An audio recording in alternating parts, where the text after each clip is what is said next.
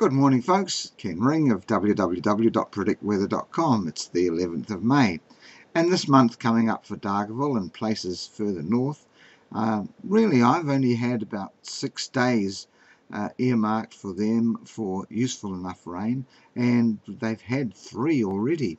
And although so far, that's 3 days, and although so far they've had less than an inch, which is 25 mils, so what is to come will be drought breaking, but it's not going to be over the next few days.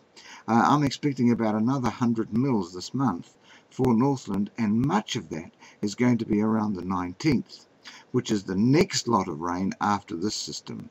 But I think it will be on and off rain fairly regularly for the far north from now onwards. Also, it'll be cloudy from now onwards as well. So the drying factor from the sun, and therefore the evaporation when the rain does fall, is not going to happen. But going through the rest of the month, I have in the second week of this month, which we're into now, a fair bit of cloud, and therefore the maximum is beginning to drop because of no sunshine, and the minimum's coming up because clouds keep heat in that's coming off the land. So the mean will pretty well sort of stay the same. And in the third week of the month, a king tide is coming because of the new moon, and most of the rain in the month is going to come between the 13th and the 20th.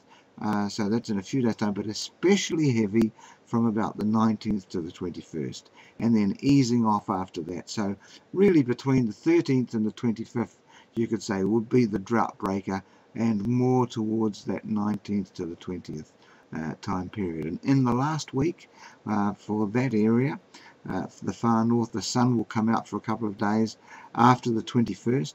There'll be odd showers, but remaining cloudy until the end of the month, and it'll be cold again around the 25th and 26th, just about for everybody. Maybe a frost for a lot of places that don't usually get them, and also the far north. Now, for the other drought areas, I think Waikato should get some rain around May the 13th, and also between the 19th and the 25th. And that's going to be really what they've been waiting for. But as I have said all last year, North Otago is facing a drought that started towards the end of 2009 and aren't really going to get much relief until June and July.